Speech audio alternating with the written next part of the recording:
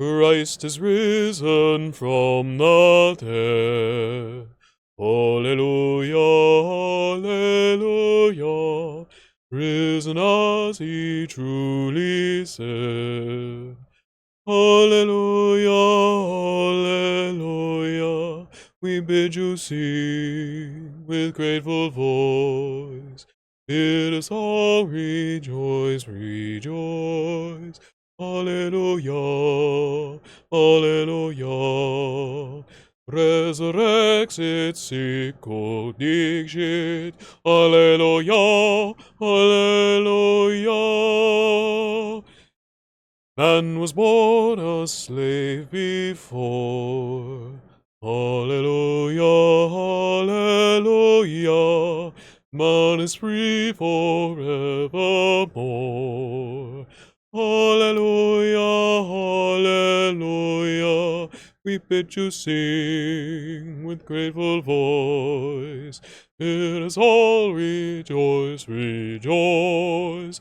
Alleluia, alleluia. Resurrexit sicut dixit. Alleluia, alleluia.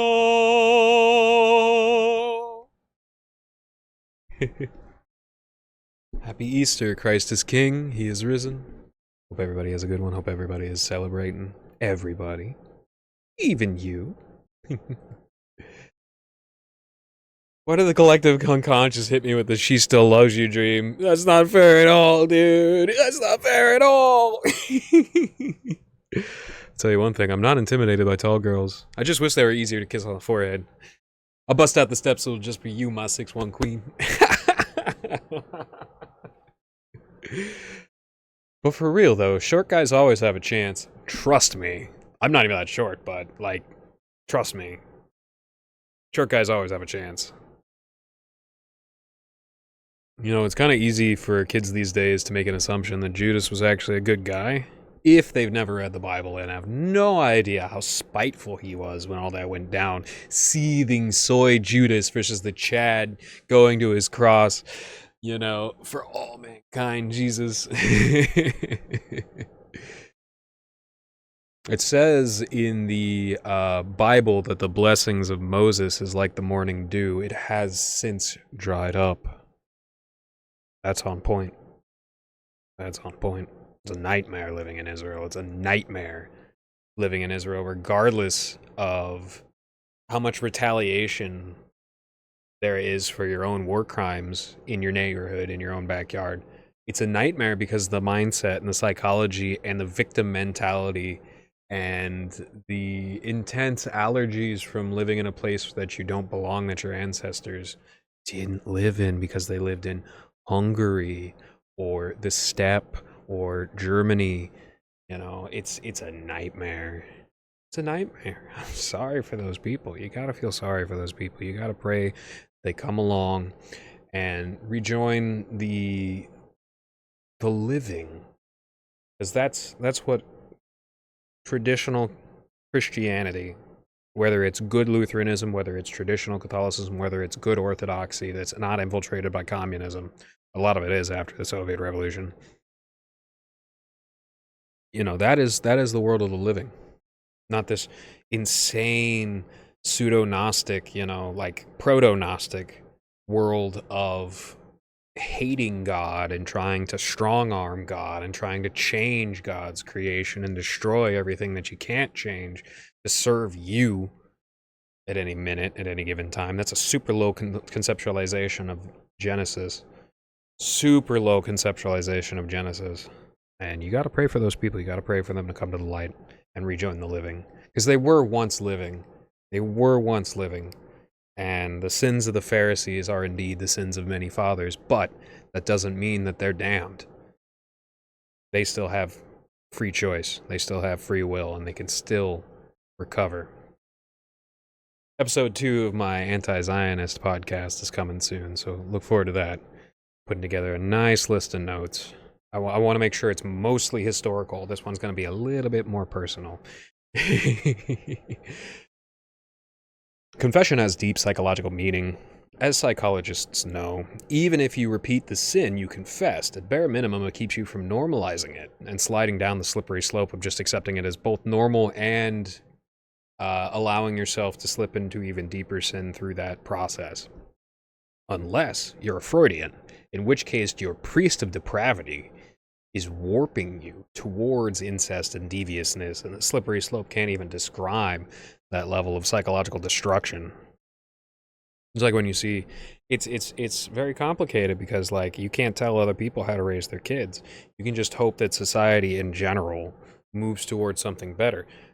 In the last 30, 40 years, America has, like, since America rejected Carter, and Carter was not perfect, okay? I think that thing that he did with the Panama Canal was dumb, stupid.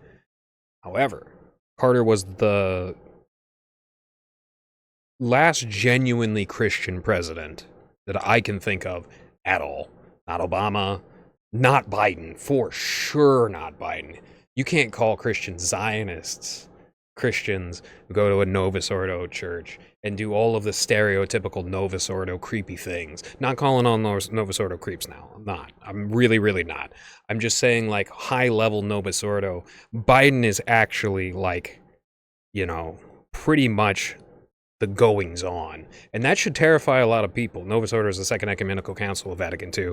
And it's really imperative that traditional Catholics and Protestants that have, a good conceptualization of Christ's teaching team up against that. Like, I'm serious about that. That is really important. And both sides need to make sure that their pride isn't higher than their ability to construct. Because what the Masons did, they killed John Paul I in 33 days. And they allowed John Paul II to be the ape of John Paul I, who was already a very strange man. But he threw up a lot of the plans for the Second Ecumenical Council because he knew, the smoke of Satan has entered the church and it's all around the altar and it's horrifying. And he died of high blood pressure medication poisoning with his skin tied back, taut, in extreme pain and terror as he died. And he was assassinated. And that's actually a big thing that happens around the Vatican. That specific type of assassination where your blood pressure is insane from whatever they dosed you with. And then the Masons legitimately, I'm not joking about that. I know I sound a little bit obsessed about Freemasonry sometimes, but this is exactly why. And if you study, how Operation Gladio set up power structures, and then you look towards the years of lead, I wouldn't read the Gomorrah book because that is so dripping with political bias. But genuinely, if you study that stuff in an unbiased way, you'll find out that the stay-behind armies of Operation Gladio in Italy and Turkey both worked very, very hard to subvert the Vatican area, and then the Swiss Guard, of their own accord, allowed it to happen. The Swiss Guard around the Vatican. So it was really bad, and the Catholic Church has not been how it has been in the last 60 some odd years. It really, really, really hasn't. It wasn't like that, 58 years. We're coming up against the full forces of occult Satanism as they stand in there. So it's imperative that we, as good Christians, and just generally good people in general, you can't be prideful when it comes to facing this sort of demon. You have to bridle your own emotions about it and work together with as many people as possible to destroy it. And the Marian orders, especially the nuns, will be on because they were raping nuns through a lot of this crap. They're legitimately raping them. And that's where you get a lot of the Hollywood sexualization of nuns and stuff like that. This is actually a direct result of this sort of devious manipulation of Catholicism. But nobody more so than the Marian devotees and the Marian orders and the nuns will be able to lead this and have your back on this particular issue. Marian devotion, by the way, about the most feminist thing someone can do. I tell you what, it's important to not. It's important to note that Jesus, crowned in thorns, while he was being led to the cross, he spoke to one of his disciples, saying of Mary, "Ecce mater tua," behold your mother. In this way, he probably didn't say it in that particular language, but in this way, She is all of our mothers, apostolically. And I know there's a lot of good Protestants out there that believe in apostolic succession, and they believe that there is apostolic contiguity and continuation through their particular Protestant orders. That's why a lot of them is like of John, and stuff like that. Um, you know, Peter was a real firebrand. Like, seriously, he was. You can kind of see why he was the like head honcho for a while, because he was a real firebrand. He was really serious about it, and he did the right thing in order to survive and continue his work and pass on his of Jesus' work and pass on his message and stuff like that. He did what he needed to do. A lot of people get it really twisted, and they say that Peter was a demon because he died Christ twice before the cock crowed and stuff like that. But it's like, that's what he had to do in order to get out of there. It's what he had to do. It sucks when you have to lie, but dealing with the situation that he was dealing with, he was already dealing with liars, and that doesn't make it okay. But in order to get Christ's message out there to as many people as possible, he did the right thing.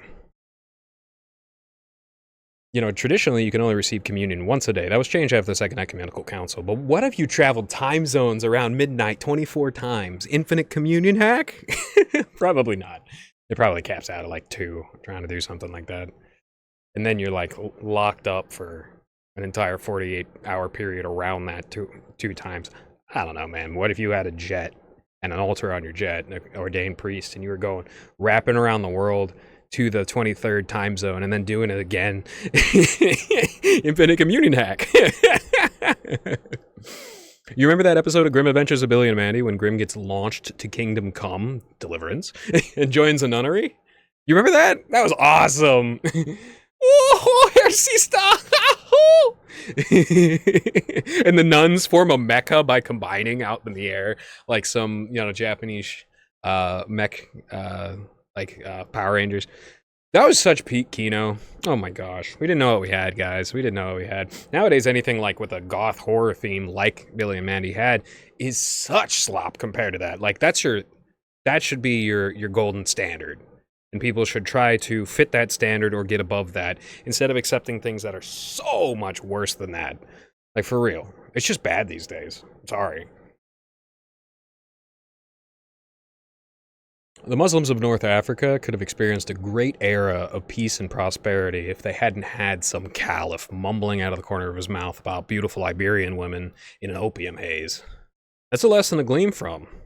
We, in the West, could have had a great era of peace if it wasn't for some Brit mumbling out of the corner of his mouth about Mesopotamian oil while drooling in a corner, staring at some maps. It is what it is, we just gotta work with the cards we're dealt.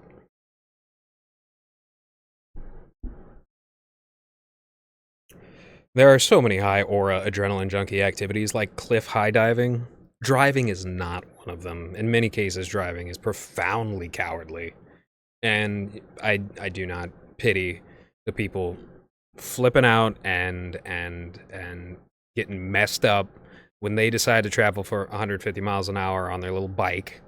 And, oh, well, look at that. You lost control. Because you're dealing with, like, yeah, the materials are really great. They should be used on other things. You're dealing with, like, a tiny little engine wrapped in plastic.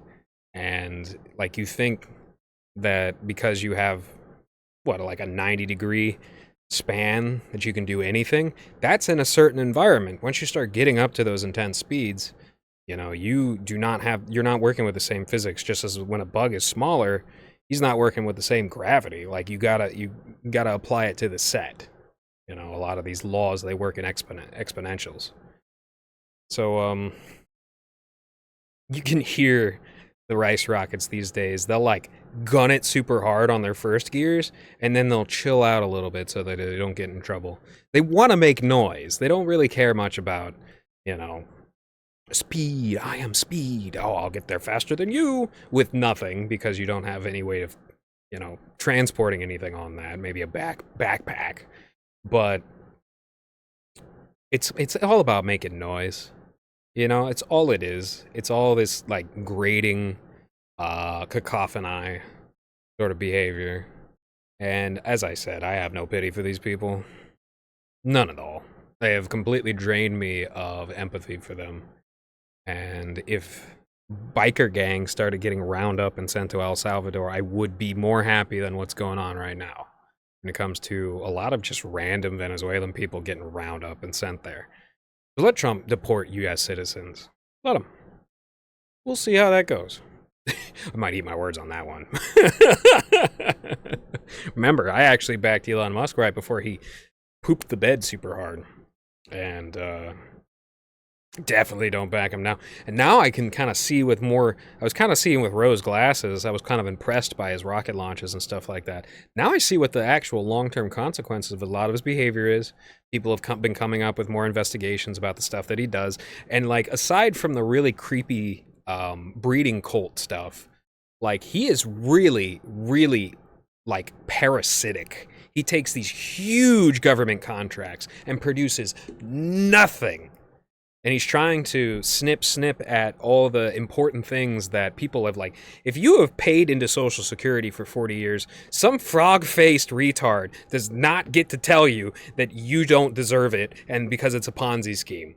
Okay, that is like exactly what a guy running Ponzi schemes would say. It's just like, no, sweetie, you don't get the profit. I get the profit, sweetie. Like, screw off. You'd be nothing if it wasn't for Obama, one of our worst presidents of all time, probably top 10 worst presidents of all time, maybe like number 7 or 8, giving you billions of dollars worth of NASA contracts. When NASA was launching cool stuff deep into space, they got satellites like all over the solar system, and all you can do is launch Starlink satellites that get knocked out of the sky with coronal mass ejections and geomagnetic storms, and then they fall into the atmosphere and produce a whole bunch of aluminum oxide, poisoning people's lungs. Not only that, his SpaceX is operating like a Dubai mansion. He is dumping sewage all over my beautiful area, all over the place, you know? And he's pathetic. If that's what you do to your own backyard, you don't shit where you eat, bro.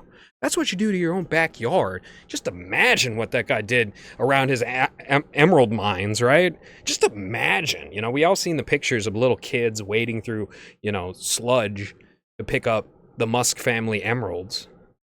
That's not a good look, my bro. And like, I was looking at him with rose-colored glasses. I really wanted to see him do good. I wanted him to see him do good regardless of the bad that I knew, of the cringy stuff that I knew. But other people made this prediction better than I did. Null, of Kiwi Farms especially, made this prediction better than I did. But I made a better prediction than him on Trump. You know? It is what it is. Sometimes we're wrong, sometimes we're right. A lot of people like to throw around the word death cult regarding politics and religious groups. But the people excited to clear-cut forests and spray poison everywhere are truly a death cult, and I wish I could just implant all my knowledge about ecosystematics into your head to let you know just how bad it is to do stuff like that, and how no civilization throughout all of history have ever done stuff like that. It's a truly egotistical thing to think that man can completely replace the entire network of nature, of which we have always gained the most from. It is such an egotistical thing, and that's exactly what makes it a death cult. Like, these people will, to their last breath, to their choked, burned, poisoned last breath, think that they are doing it right. I'd say that's definitely not the basis of the Catholic Church, but, you know, with these days with the Novus Ordo, we're all Protestants. I said that to my last priest. I kind of chased out of the chapel, unfortunately, but it's made a lot of people suffer, but it was for the best in the long run. I'm actually finding out it's for the best. It's for the best. So it's for the best. I still feel guilty about how much people have suffered in the transitional process, specifically because the independent nature of him and lack of organization has that put us in like a complete orphan state for a while, and it's been very difficult. But I actually was eating with him and my mom, and I told him we're all Protestants now, and he got super upset about that. We're all Protestants now, like, unless you're Novus Ordo. I was raised Protestant. I studied Orthodoxy for 2.5 years, and now I've been Catholic for 2 years. So, as a confirmation saint is St. Thomas Aquinas. I strive for the more intellectual side of things. It is what it is. If I said anything wrong, instruct me, but don't strike me just because I said something you don't like. All around the world, you have beautiful architectures from cultures that cared, usually protecting native natural features around them.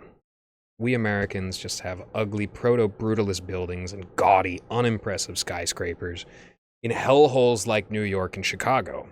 And that's because, unfortunately, our founding fathers were Calvinists. They were Calvinist iconoclasts in a way, but they were also deeply entrenched in Masonic ideology. And you see in DC, laid out in weird occult patterns, Greco-Roman architecture that is just stark white. I've seen it myself. It'll burn the eyes out of your eye sockets if you're not wearing shades.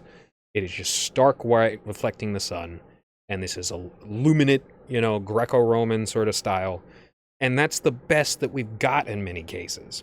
We have some good architecture here and there, and I've actually noticed, like, compared to the last 10 years of making everything into, like, disgusting squares and boxes, we are actually bringing back a little bit of good architecture, thank God, and thank God for people like Nick Rochefort who care about their work and have pride in their work. I think pride is the only thing that men should really have. Pride in their work and their children. It's the only thing that men should ever have pride in. They shouldn't have pride in their muscles. They shouldn't have pride in their bank account. They should have pride in what they give to the world and what they allow their children to inherit.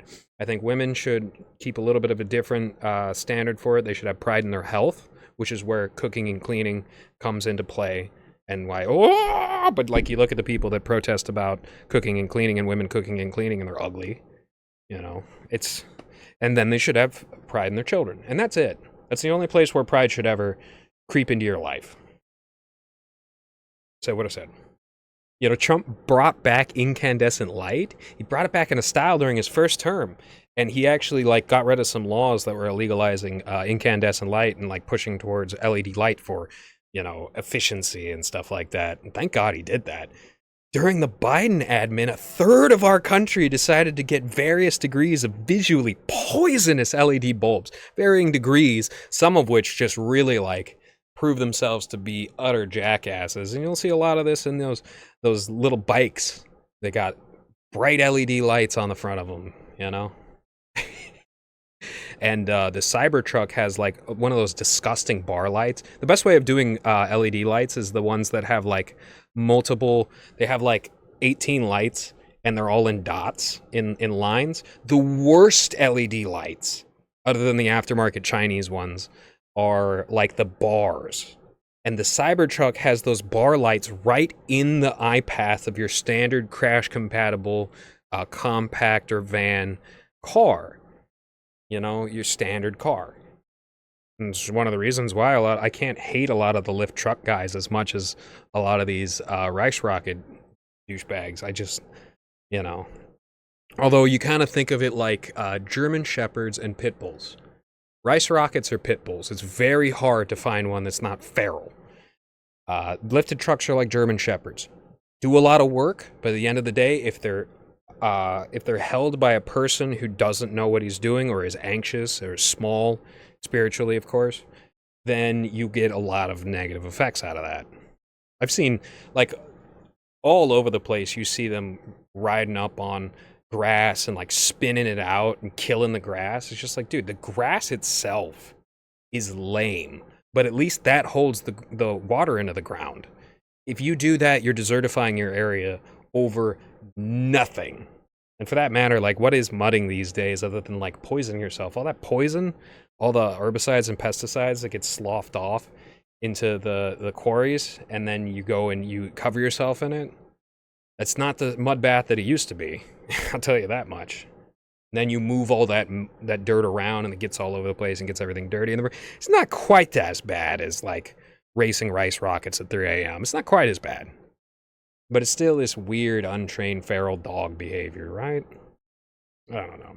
I like dogs, but they gotta be trained properly, otherwise they turn into menaces. It is what it is. But yeah, these visually poisonous LEDs. It was funny when Trump announced the shift back. He was in a golden room, bathed in a golden light, shining like the sun. He was smiling so much too. It was so great. And that's where I really see the most God Emperorness in him. You know, I'm not using that term lightly. I'm actually using it in line with Warhammer 40k lore. But like, he's got a real good world soul about him sometimes. Sometimes it slips out into pettiness, but a lot of the times, like, you can look in his eyes, they're brighter, they're wider than a lot of the grumpy, like, hyper-focused, like, how do they wake up this morning style people that are around in places of power. You know, I feel kind of stupid for not seeing the issue with Biden. Boomer with brain damage gets groomed into destroying his country's future for temporary patriotism for Israel? That's on the bingo card. That's like the free space. You'll always expect that. I hate to see it, but that's what Fox News is all about. That's literally what they entirely, their entire purpose is these days. I'm actually quite happy to find out I'm wrong. Because then I know. I FAFO'd into a better reality. That's why I'll always FA, because I always want to FO. Really stupid phrase, by the way. Like, it's hard to find that phrase not said in a way that doesn't hit your ear wrong. And I know it's supposed to hit your ear wrong. It's 90s biker gang culture slang. But, like, it is one of the lower... I like talk shit, get hit. That's a much better one than FAFO. Like, really, really, truly. Play stupid games, win stupid prizes. Great. That's wonderful. That's nice and descriptive. But FAFO, it has hardly any alliteration. It doesn't rhyme, and it is so lazy. Like, half the words in that is a cuss word. Like, and I'm not saying that, I'm holier than thou because I don't use cuss words. Like, if half the words in your sentence are cuss words, you're not showing the world that you're firing on all pistons. Sorry, it is what it is. Why does anybody care about H3 versus iDubbbz? 3 retards fighting. They snaked each other. Who cares?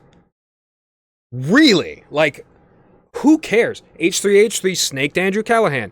Who cares? Who cares? That is like, oh, what did Osmongold do today? Who cares? Are these people telling you anything important? If not, who cares? You got better things to care about than rats in a sewer getting into a tussle. That'll always happen, all right? Ooh, internet drama. Is it funny? No. Who cares?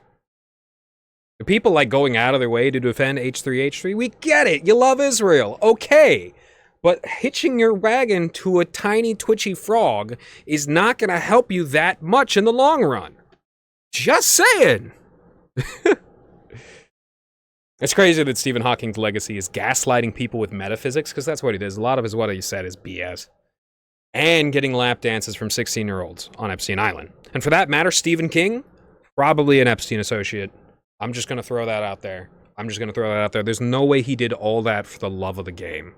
He was on the payroll. I'm calling that right now. Sue me.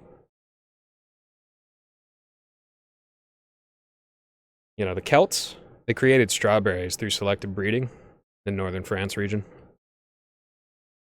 I'm glad and the Japanese absolutely love them. They call them Ichigo, like the redhead from the Chlorine anime. I'm glad we could do that for them. Love Japan. Love Japan. I've never been. I want to go to Kyoto one day. Not Tokyo. Keep me away from that place. That was firebombed.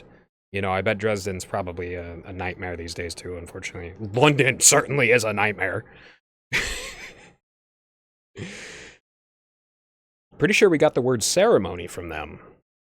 And the word saga from the Norse. ceremony saga. It's all the seafaring same, slime.